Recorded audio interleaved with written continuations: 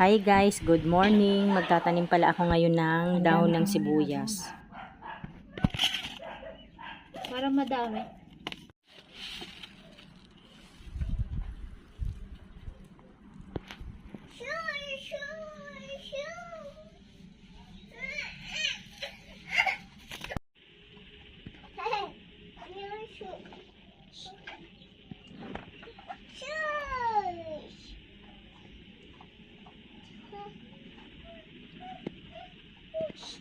Anak ng tinak.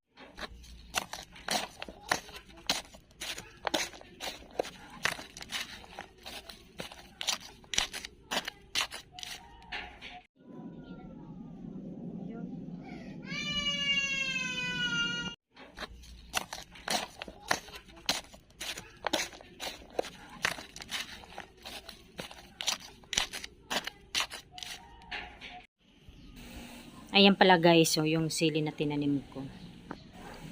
Ayan na din yung mga gabi tumubo na may mga dahon na.